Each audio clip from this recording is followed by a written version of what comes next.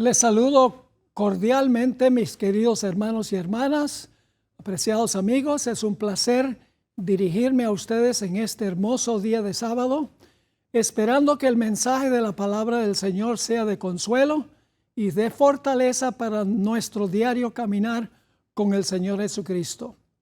Esta es la parte número 3 de una serie que hemos estado tratando que se titula La justificación por la fe y la generación final. Así que les recomiendo que vayan a nuestros archivos del ministerio y puedan ver la presentación número 1 y número 2 de esta serie. Todavía tendremos tal vez 2 presentaciones adicionales. Vamos a orar y luego entramos directamente en nuestro tema. Oremos. Padre Celestial, venimos ante ti con gozo porque podemos guardar este hermoso día sábado sabiendo que tú estás presente con nosotros para conmemorar la creación y la redención. Pedimos, Señor, la compañía de tu Santo Espíritu. Abre nuestro entendimiento, abre nuestros corazones y capacítanos para vivir conforme a toda palabra que sale de tu boca. Te lo pedimos en el nombre de Jesús. Amén. La justificación por la fe es un tópico de mucha discusión hoy en la Iglesia Adventista del Séptimo Día.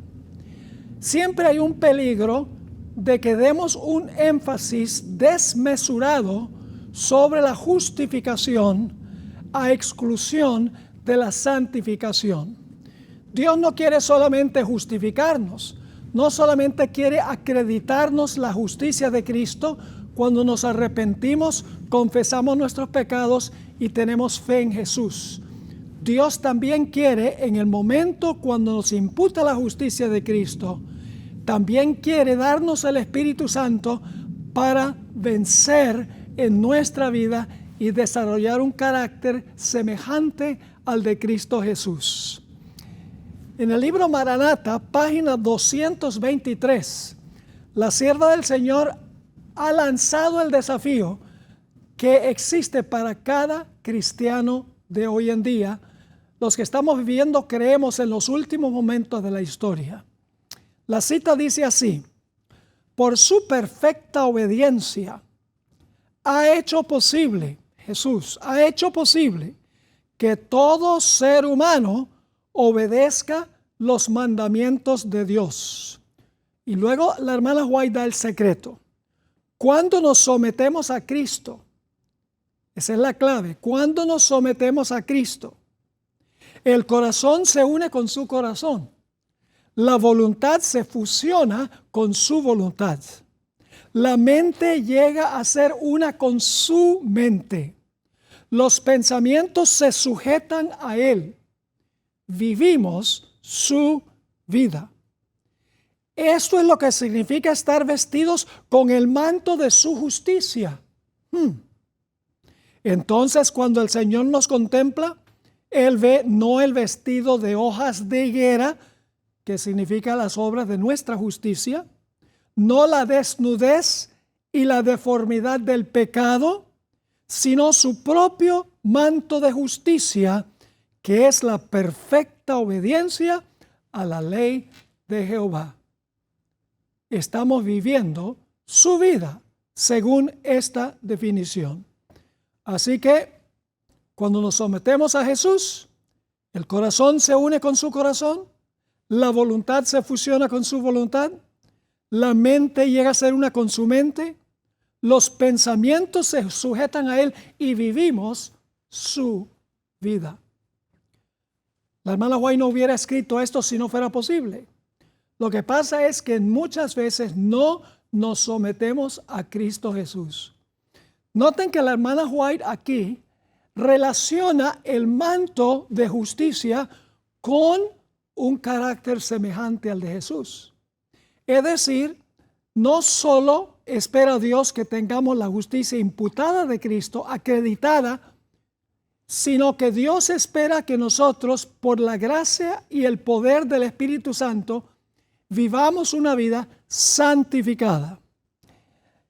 Muy pronto se va a cerrar la puerta de la gracia para el mundo.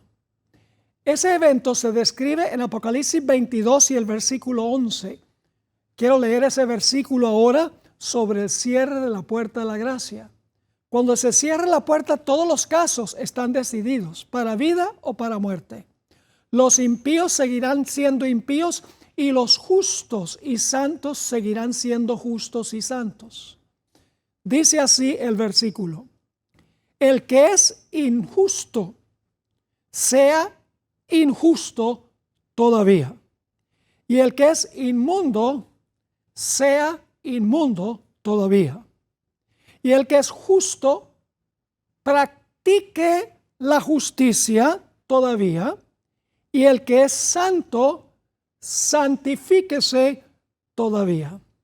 El santo seguirá siendo santo, el justo seguirá siendo justo.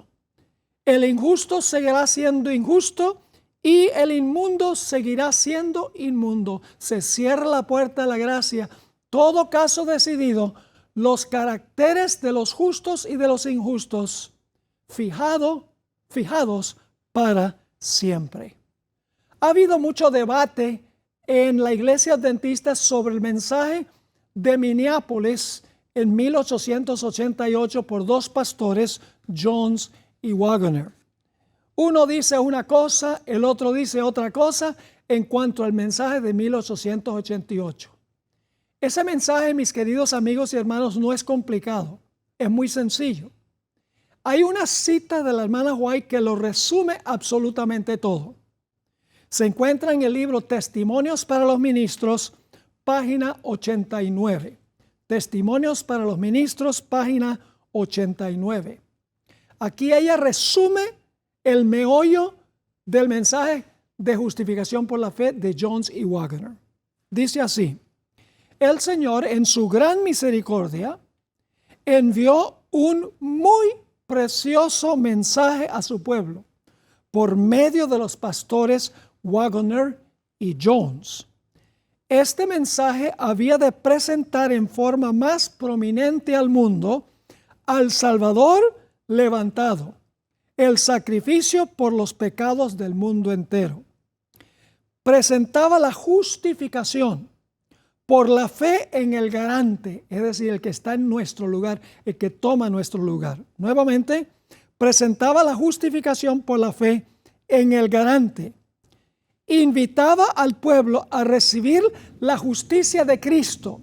Y muchas personas paran allí. Bueno, el mensaje de la justificación por la fe es aceptar la justificación de Cristo que se nos pone a nuestra cuenta. Oh, pero la cita no termina allí. Nuevamente dice: presentaba la justificación por la fe en el garante, invitaba al pueblo a recibir la justicia de Cristo que se manifiesta en la obediencia a todos los mandamientos de Dios. ¿Cómo se manifiesta la justicia imputada de Cristo? Ella dice, se manifiesta en la obediencia a todos los mandamientos de Dios. Los mandamientos de Dios y su observancia no nos dan la salvación, pero son el fruto de la salvación. Es decir, las obras no nos salvan, pero muestran si en realidad somos salvos. En otra cita, en Mensajes para los Jóvenes, página 32, Elena White escribió lo siguiente: la justicia exterior, es decir, los frutos en la vida, la justicia exterior da testimonio de la justicia interior. La justicia por la cual somos justificados es imputada. Paro ahí un momento, significa acreditada. No es nuestra, es la de Jesús. Cuando yo me arrepiento, confieso mi pecado y tengo fe en Jesús, el Señor Jesucristo toma su justicia y me la pone a mi cuenta y Dios me mira como si nunca hubiera pecado. Esa es la justicia imputada. Nuevamente, la justicia por la cual somos justificados es imputada. La justicia por la cual somos santificados, esa es la vida santa, es el fruto. La justicia por la cual somos santificados es impartida. La primera, es decir, la justicia imputada, es nuestro derecho al cielo. Es lo que nos da derecho de entrar al cielo. Sigue la cita. La segunda, es decir, la impartida, nuestra idoneidad para el cielo. No vamos a entrar al cielo sin la justicia imputada y sin la justicia impartida. Dios exige que tengamos ambas justicias, el derecho al cielo, la justificación, y la idoneidad para el cielo, que es la santificación. En inglés la palabra idoneidad es la palabra fitness. Es una palabra que significa que estamos en nuestro carácter listos para entrar allá. En nuestro último tema hablamos un poco sobre la generación final. Esta serie es sobre la justificación por la fe y la generación final, y creemos que estamos viviendo en esa generación final. Notamos en Apocalipsis 6, 14 al 17, que se menciona la segunda venida de Jesús. Los impíos se están escondiendo en las cuevas, están clamando para que las rocas caigan sobre ellos. Y luego el versículo 17 termina con una pregunta. Porque el gran día de su ira ha venido, ¿y quién podrá estar en pie? Todos concuerdan que eso está hablando de la segunda venida de Jesús. Ahora, ¿dónde esperamos conseguir las características de esa generación final? Bueno, yo creo que en el siguiente capítulo, porque la pregunta al final del capítulo 6, el gran día de su ira ha venido, ¿quién podrá estar en pie? Pues esperaríamos que la respuesta estuviera en el siguiente capítulo, que habla sobre los 144,000, que son los que estarán vivos cuando el Señor Jesucristo regrese en poder y gloria. Entre otras cosas, el capítulo 14 describe a este grupo como un grupo que sigue al Cordero por donde quiera que va. No se contaminaron con mujeres, es decir, con las doctrinas falsas de las iglesias apóstatas, que son representadas por mujeres rameras. No hubo engaño en sus bocas y son sin mancha delante del trono de Dios. Hay otro texto que termina con una pregunta semejante. Joel 2, 1 al 10 describe la segunda venida de Jesús. Y luego el versículo 11 termina la segunda venida con una pregunta similar a la que vimos en Apocalipsis 6, 17. Dice en Joel 2, 11, y Jehová dará su orden delante de su ejército. El ejército son sus ángeles, según Apocalipsis 19, 11 al 19. Jehová dará orden delante de su ejército, porque muy grande es su campamento, fuerte es el que ejecuta su orden. Porque grande es el día de Jehová y muy terrible, ¿quién podrá soportarlo? Una pregunta casi idéntica a la pregunta de Apocalipsis 6 y el versículo 17. ¿A dónde se contesta esta pregunta? En el libro de Joel. Grande es el día de Jehová y muy terrible, ¿quién podrá soportarlo? Pues hay que buscar empezando en el siguiente versículo, el versículo 12 hasta el versículo 17. Los detalles de este pasaje nos están diciendo que esto está hablando del gran día de expiación final. El tiempo cuando está concluyendo el juicio investigador. El tiempo cuando se están evaluando los casos de todos los que profesaron el nombre de Jesús.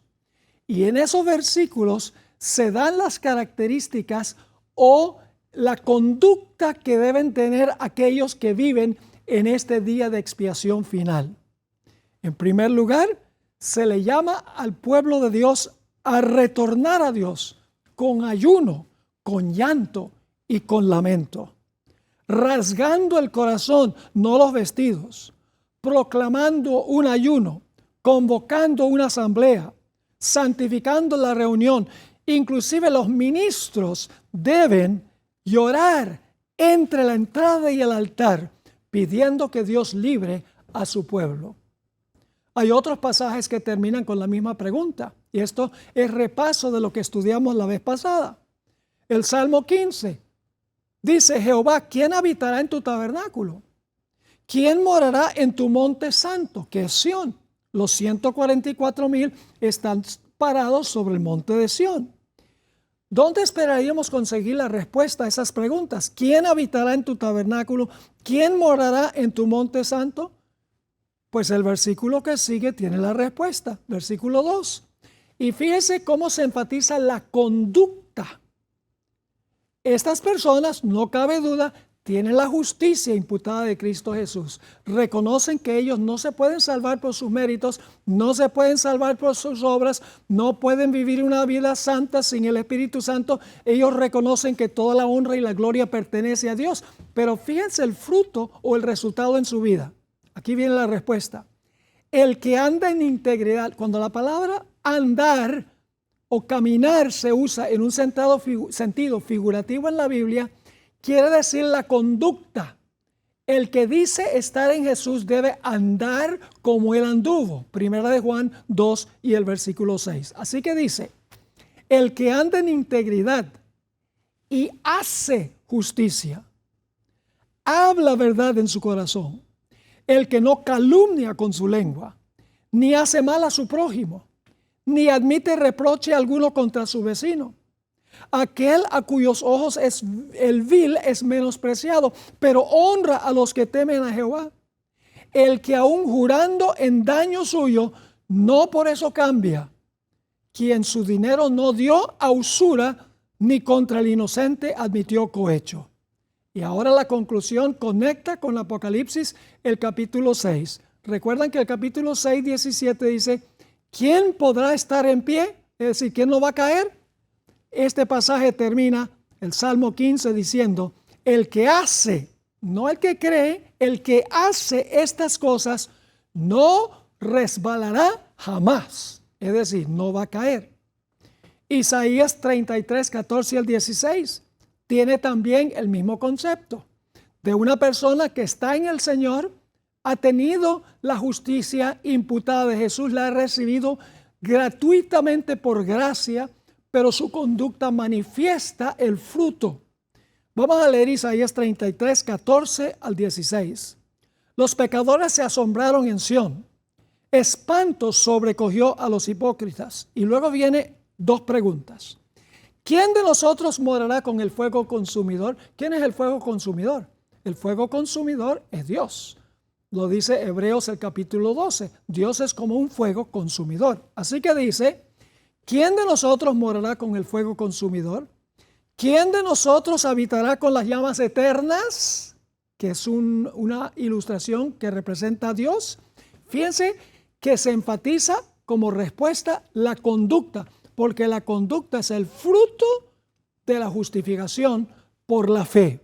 Dice, el que camina en justicia, recuerden que caminar significa la conducta.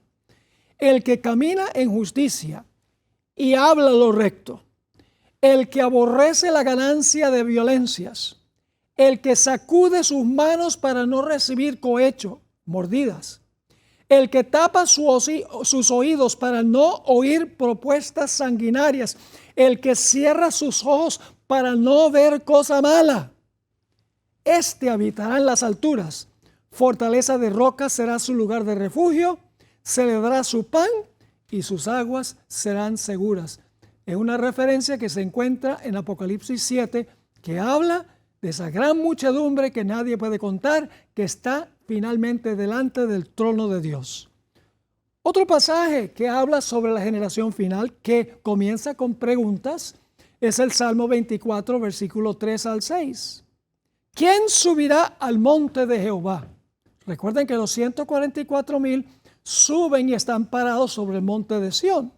¿Quién subirá al monte de Jehová? ¿Y quién estará en su lugar santo? Fíjense la respuesta nuevamente, enfatizando la conducta de aquellos que conocen al Señor, de aquellas personas que quieren habitar en la presencia de Dios por la eternidad. Aquí viene la respuesta, el limpio de manos y puro de corazón, el que no ha elevado su alma a cosas vanas, ni jurado con engaño. Él recibirá bendición de Jehová y justicia del Dios de salvación. Tal es la generación de los que le buscan, de los que buscan tu rostro, oh Dios de Jacob, Selah.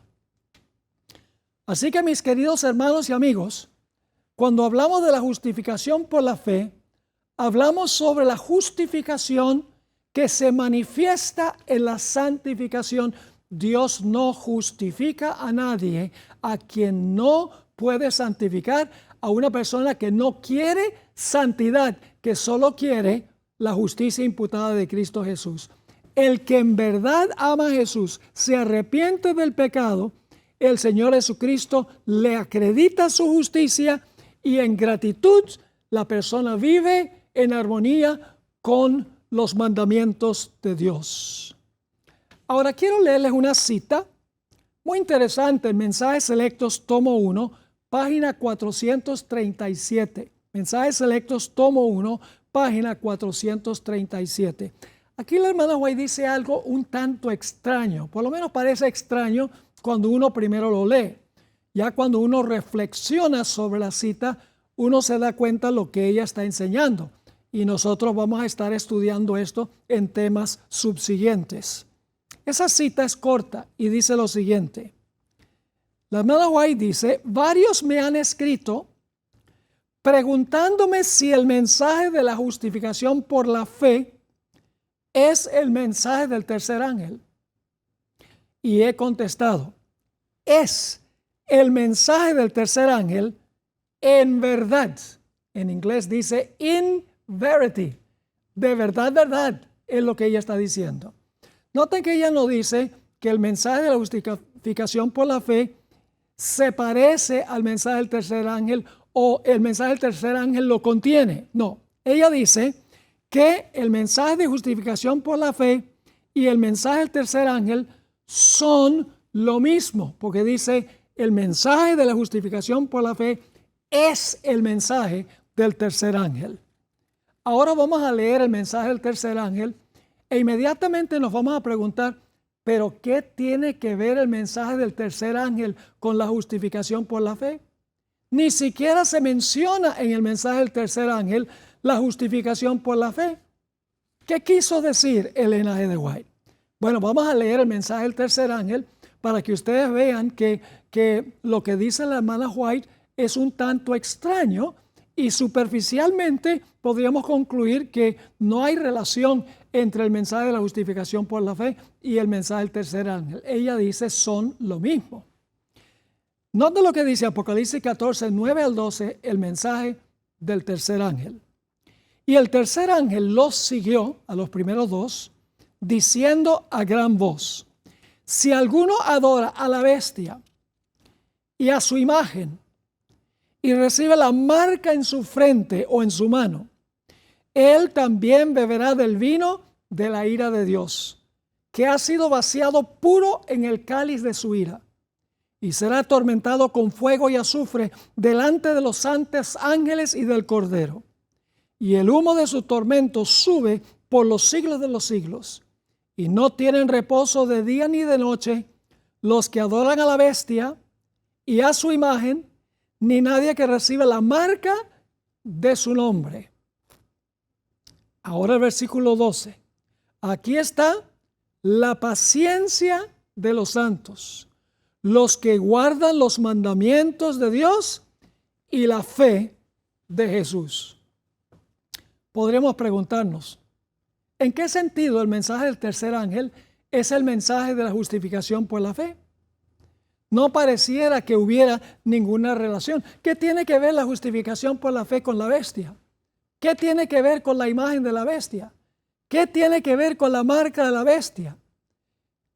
No pareciera que tuvieran ninguna relación. Ahora, algunos eruditos adventistas definen la justificación por la fe como la definió Martín Lutero y Calvino y otros reformadores protestantes.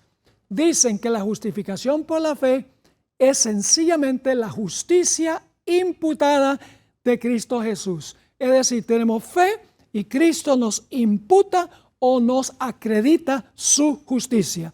Dicen que no tiene nada que ver con la vida santa, todo que ver con algo que se nos imputa que se nos acredita, que se nos atribuye, que no nos pertenece, pero que Dios nos regala por su gracia.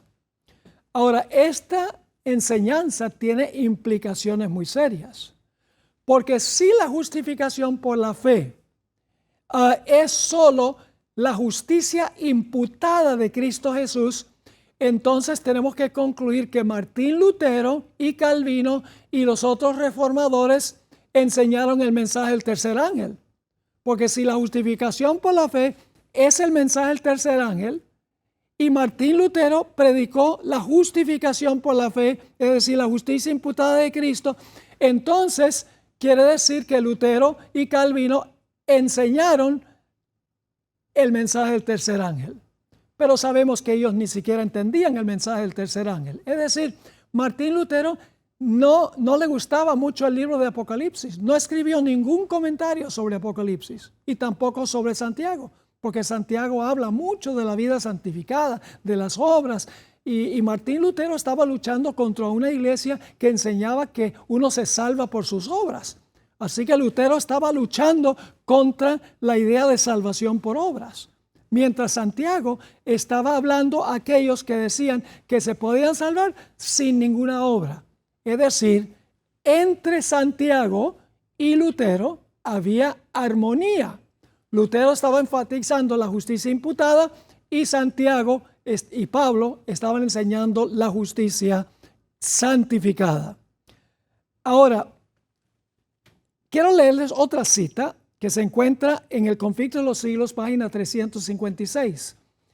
En esta cita, la hermana White dice claramente que Martín Lutero no predicó el mensaje del primer ángel. Lógico, si no predicó el mensaje del primer ángel, tampoco proclamó el mensaje del segundo. Y tampoco proclamó el mensaje del tercero.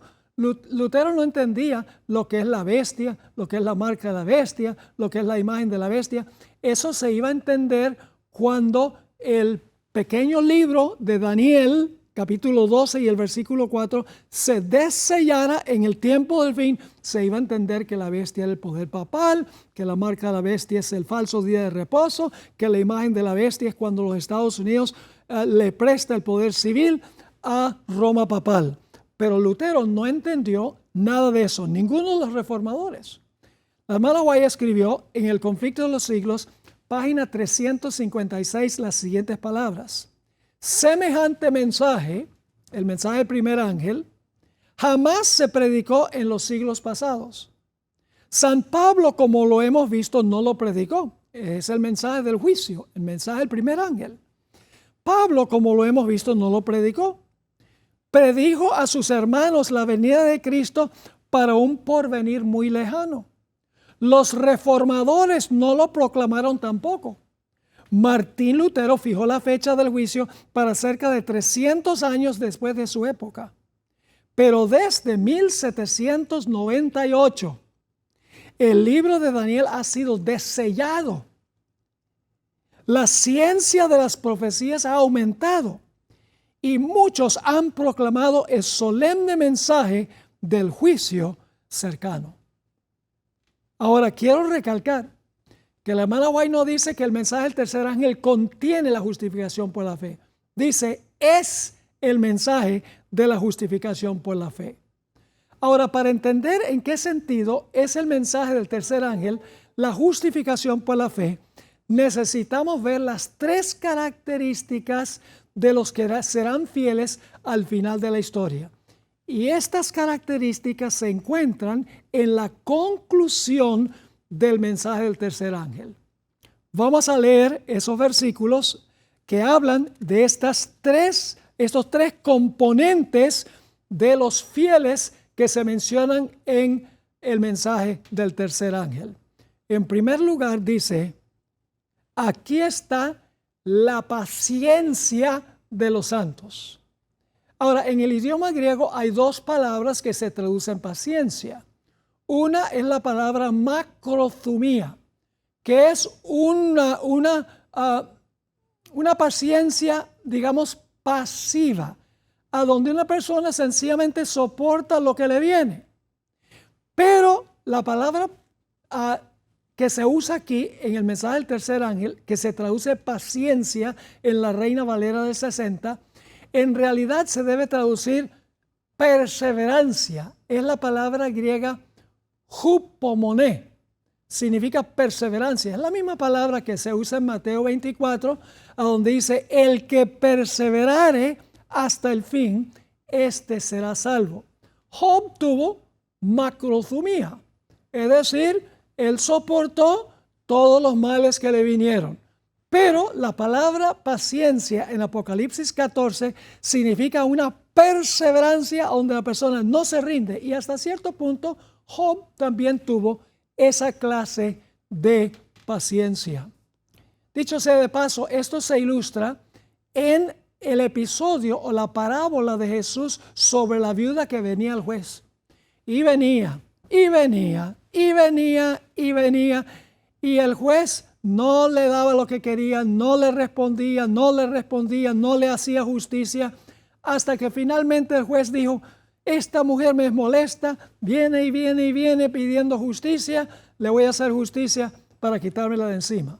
Y luego Jesús enseña que Dios va también a demorar en responder las plegarias de su pueblo en el tiempo de angustia, y va a demorar no porque no quiere hacerles justicia, sino porque es para bien de ellos.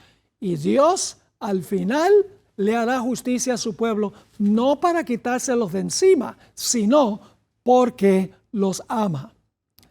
Ahora, la segunda característica de este grupo final, de la generación final, es que guardan los mandamientos de Dios, incluyendo el cuarto mandamiento. No guardan los mandamientos de Dios por ganar la salvación. No guardan los mandamientos de Dios para que ellos puedan recibir gloria, para que Dios los acepte y los reconozca. No. Guardan los mandamientos como fruto de su relación con Cristo Jesús, como fruto de la justificación, de la justicia que les fue imputada por Cristo Jesús. Y luego tenemos una tercera característica, y es la fe de Jesús. Guardan los mandamientos de Dios y la fe de Jesús. No dice, guardan los mandamientos de Dios y tienen la fe de Jesús. Dice, guardan los mandamientos de Dios y la fe de Jesús. Es decir, la generación final va a tener fe. El problema es que la estructura o la sintaxis de Apocalipsis 14:12 permite que uno traduzca fe de Jesús o fe en Jesús. Es decir, la misma fe que tuvo Jesús o fe en Jesús como Salvador personal. Es decir, se puede traducir de las dos maneras y las versiones lo traducen de forma diferente. Algunos dicen tienen fe en Jesús y otros dicen tienen fe de Jesús, es decir, la misma fe que tuvo Jesús. La hermana White explicó en una cita muy significativa que no se excluye ninguna de las dos ideas. En realidad, la fe en Jesús se manifiesta en la fe de Jesús, una fe que obra. Voy a leer una cita, se encuentra en Mensajes Selectos, tomo 3, página 195. Mensajes Selectos, tomo 3, página 195. El mensaje del tercer ángel es la proclamación de los mandamientos de Dios y la fe de Cristo Jesús.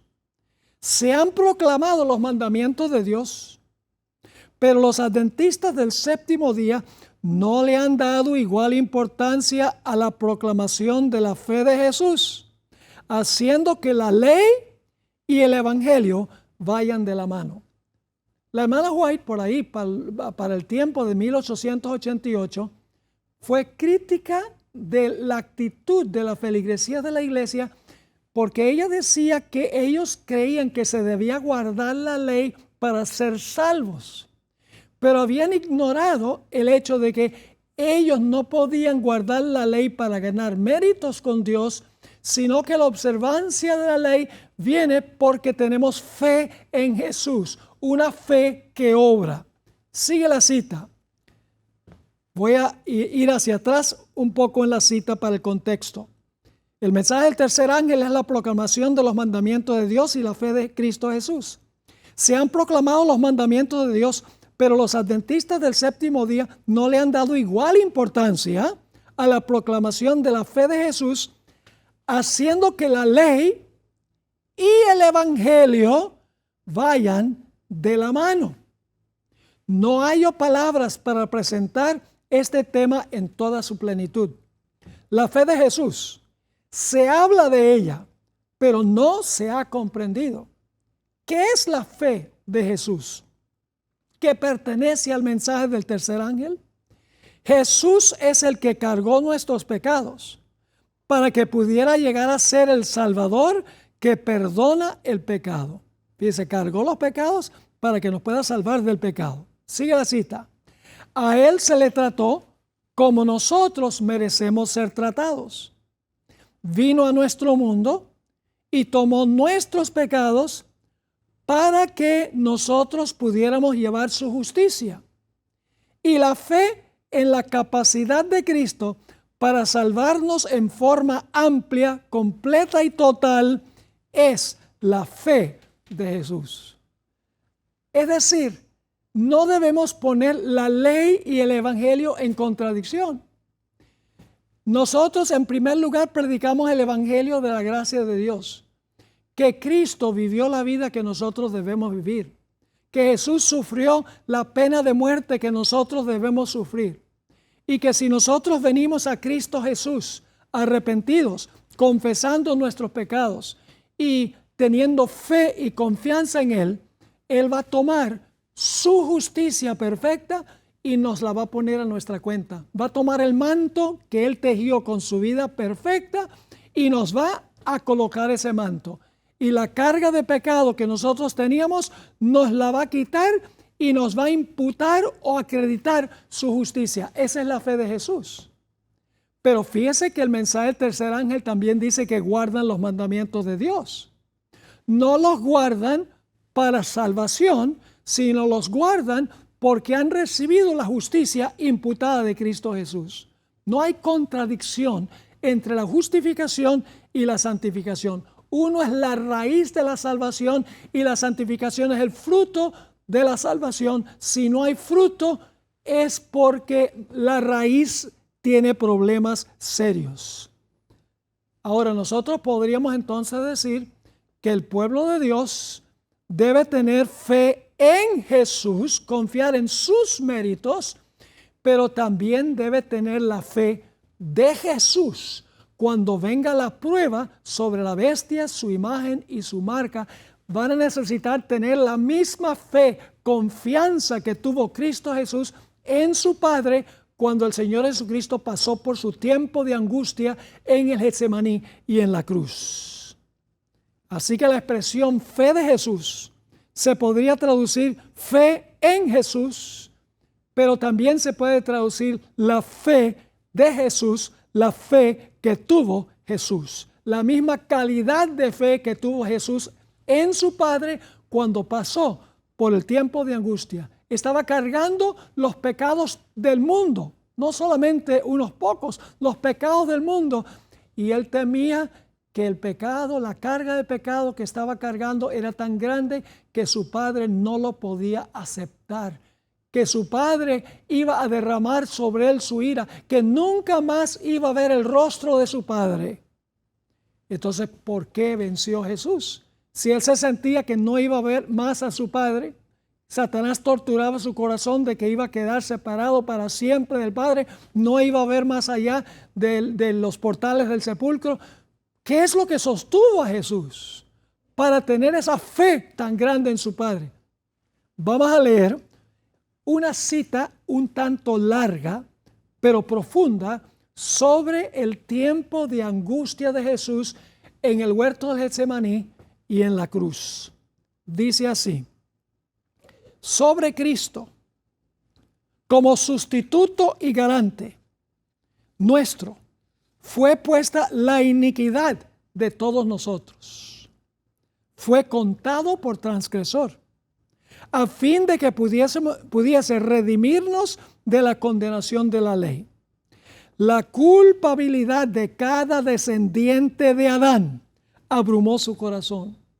La ira de Dios contra el pecado, la terrible manifestación de su desagrado por causa de la iniquidad, llenó de consternación el alma de su Hijo.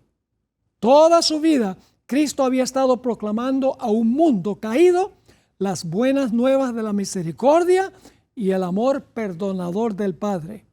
Su tema era la salvación aún del principal de los pecadores. Pero en estos momentos, sintiendo el terrible peso de la culpabilidad que lleva, no puede ver el rostro reconciliador de su Padre.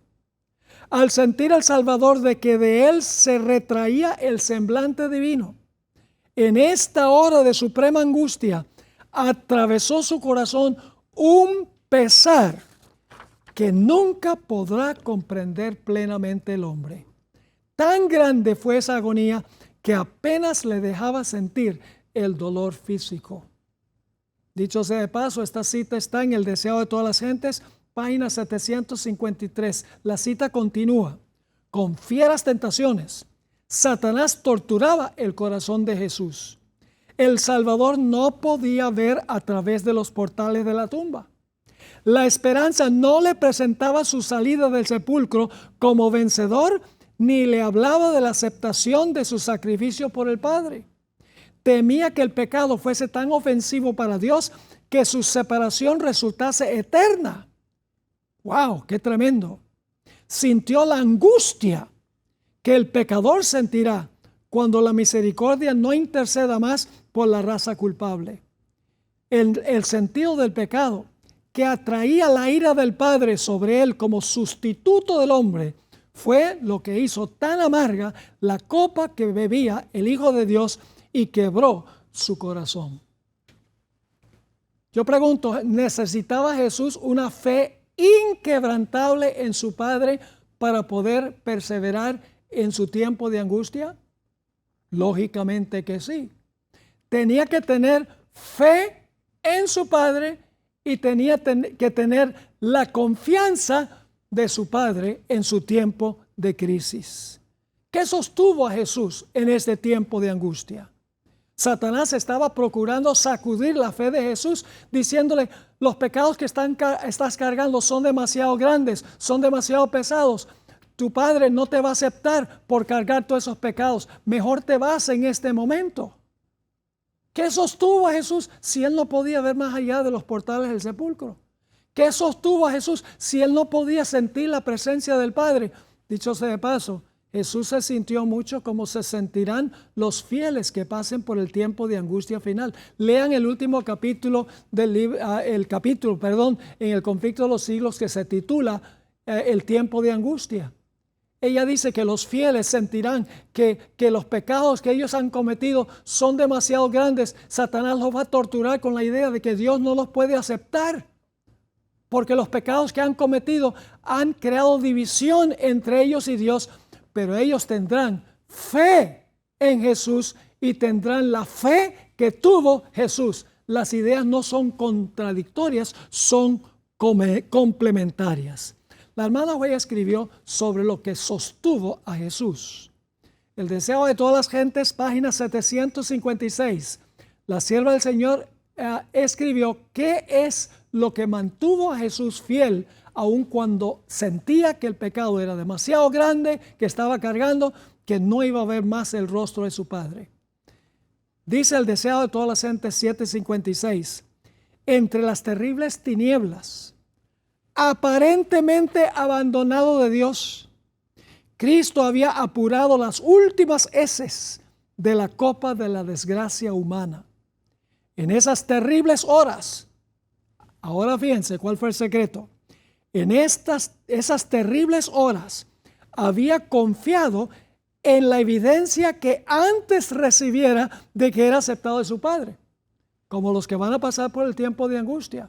Tuvieron una relación con el Señor antes. Conocían el carácter del Señor y eso lo sostendrá en el tiempo de angustia. Así que sigue diciendo, en esas terribles horas había confiado en la evidencia que antes recibiera de que era aceptado de su Padre. Conocía el carácter de su Padre. Nosotros también tenemos que conocerlo, queridos hermanos y amigos. En estos tiempos, antes de cerrarse la puerta de la gracia, tenemos que conocer a Dios, tenemos que llegar a sentir a Dios y estar seguros de que está allí.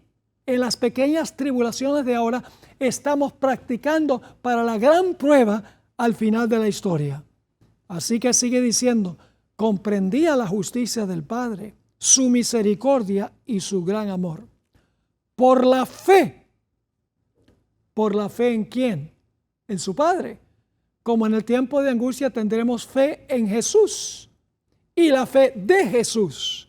Así que dice, conocía el carácter de su Padre, comprendía su justicia, su misericordia y su gran amor. Por la fe, confió en aquel a quien había sido siempre su placer obedecer. Fíjese que obedecía antes de la crisis. Y mientras sumiso se confiaba a Dios, al Dios que había conocido antes, se confiaba a Dios, desapareció la sensación de haber perdido el favor de su Padre. Por la fe, Cristo venció. ¡Qué tremenda cita! ¿Sabe que uno de los problemas que nosotros tenemos muchas veces es que dependemos de cómo nos sentimos? Cuando nos sentimos bien, decimos Dios está con nosotros. Cuando nos sentimos mal y las cosas andan mal, decimos, Dios me ha dejado, Dios me ha desamparado. Nosotros tenemos que aprender a confiar en Dios, no porque lo sentimos, sino porque Dios lo promete. El Señor Jesucristo confió en las promesas de su Padre. Su Padre había dicho, si tú eres fiel hasta la muerte, si eres fiel en tomar los pecados del mundo, yo voy a llamarte del sepulcro, vas a resucitar y vas a estar otra vez conmigo. Eso es lo que le dijo el Padre a Jesús. Y Jesús no lo sintió. Jesús dijo, no, mi Padre, Satanás le decía, tu Padre no te va a levantar porque los pecados que estás cargando son demasiado pesados. La ira de Dios va a caer sobre ti como debe caer sobre el pecador. Estás perdido, sálvate. Eso hacía Satanás, torturaba el corazón de Jesús con esa tentación. Lo mismo hace con nosotros. Cuando pasamos por dificultades y problemas, Dios, ¿dónde estás tú? Pues tenemos que conocerlo de antemano y saber que está allí aun cuando no lo sentimos. Es decir, confiamos en sus promesas. Para eso tenemos que leer sus promesas, tenemos que asimilarlas y hacerlas parte de la fibra de nuestro propio ser. La Biblia habla del tiempo de angustia de Jacob. Esa será la gran tribulación del pueblo de Dios. El pueblo de Dios pasará nuevamente sobre las mismas experiencias que tuvo Jesús. Su fe será severamente probada, como la fe de Jesús fue severamente probada. Pensarán que sus pecados son demasiado grandes para que Dios los perdone, lo mismo que sucedió con Jesús. Pero como dice el mensaje del tercer ángel, el mensaje de la justificación por la fe, el pueblo de Dios perseverará como lo hizo Jesús. El pueblo de Dios guardará los mandamientos de Dios por fidelidad a Dios y el pueblo de Dios tendrá la fe de Jesús, esa fe en Jesús, en su justicia y la fe que tuvo Jesús, la fe perseverante que lo hizo creer que su Padre estaba allí aun cuando no sentía su presencia. Y alguno podrá decir, pero Pastor Bor, ¿cómo sabe usted que vamos a pasar por las mismas experiencias de Jesús? Quiero terminar nuestro estudio de hoy leyendo una cita espeluznante. Es decir, cada vez que leo esta cita me da como piel de gallina, porque en realidad está hablando de la repetición de la experiencia de Jesús en el Getsemaní y en la corte de Pilato con lo que va a pasar con el pueblo de Dios al final de la historia. Tristemente, esta cita yo no la pude conseguir en ninguna parte en español. Puede ser que esté, yo la busqué, pero no la conseguí. Es una cita que se encuentra en la Review and Herald, lo que era la revista adventista en esa época, 14 de abril de 1896. Fíjense lo que dice la cita. Las fuerzas de las tinieblas, es decir, Satanás y sus ángeles, las fuerzas de las tinieblas se unirán con agentes humanos. Los demonios se van a unir con agentes humanos, en otras palabras. Sigue la cita. Las fuerzas de las tinieblas se unirán con agentes humanos que se han entregado al control de Satanás. Y ahora viene la parte clave. Y se revivirán las mismas escenas que ocurrieron cuando Jesús fue juzgado, rechazado y crucificado. Fíjense que vamos a repetir la experiencia de Jesús, porque dice, se revivirán las mismas escenas que ocurrieron cuando Jesús fue juzgado, rechazado y crucificado. Y luego sigue diciendo, al entregarse a las influencias satánicas, los hombres se transformarán en demonios. Y aquellos que fueron creados a imagen de Dios, los que fueron formados para honrar y glorificar a su Creador, se convertirán en habitación de dragones. Y Satanás verá en una raza apóstata su obra maestra de maldad, seres humanos que reflejan su propia imagen. Una cita tremenda sobre la condición del mundo cuando se cierra la puerta de la gracia. En otro lugar, la hermana White dice que la imaginación más fecunda no puede alcanzar a entender cómo será ese tiempo. También dice que cuando Dios retire los vientos de la tierra, cuando retire el Espíritu Santo, y empiecen a soplar esos vientos libremente, dice que Satanás tendrá total control sobre los impenitentes. ¿Pueden ustedes imaginarse un mundo a donde Satanás, sus ángeles y los impíos están todos controlados, todos como antes del diluvio, todo designio del corazón de ellos de continuo solamente el mal? Este mundo será como una selva. Ahora escuchen bien. A veces se me acusa de asustar a la gente. Si el pastor Bora habla de la gran tribulación, que va a haber un pueblo que está en este mundo y que el Señor Jesucristo no va a estar aquí con ellos porque ya no va a servir como intercesor por sus pecados, los va a dejar aquí solitos. Yo nunca he enseñado eso ni creo eso. En realidad, Cristo estará muy presente aquí, pero hasta cierto punto el pueblo de Dios no lo sentirá. Confiará en la promesa de que Él está con ellos. Reflejarán plenamente la imagen de Cristo, mientras los impíos reflejan perfectamente la imagen de Satanás. La Biblia nos dice en Daniel capítulo 12 y el versículo 1 que Jesús estará con nosotros como Miguel, aquel príncipe que está en favor de los hijos de tu pueblo. Jesús dijo, estaré con vosotros hasta el fin del mundo, no hasta el cierre de la gracia. Jesús estará con su pueblo durante el tiempo de angustia, después que se retire el Espíritu Santo. Jesús no intercederá por los pecados, no meterá pecados en el santuario que ya fue purificado, pero el Señor Jesucristo estará aquí como protector de su pueblo. Es decir, no como intercesor, porque su intercesión ha terminado, sino como protector de su pueblo. Es decir, al final de la historia habrá dos grupos: los que reflejan perfectamente la imagen de Satanás y los que reflejan perfectamente la imagen de Jesús. Los que tienen la imagen de Jesús tendrán estas tres características: la perseverancia de los santos, guardarán los mandamientos de Dios, no para ganar la salvación, sino como fruto de su relación con Jesús, y tendrán la fe en Jesús, en la justicia de Cristo, aun cuando Satanás dice que no pueden ser salvos por sus pecados, y tendrán también la fe de Jesús, la misma calidad de fe que tuvo Cristo Jesús. Gracias por habernos acompañado. El Señor les bendiga y en nuestro próximo tema continuaremos hablando de estas cosas.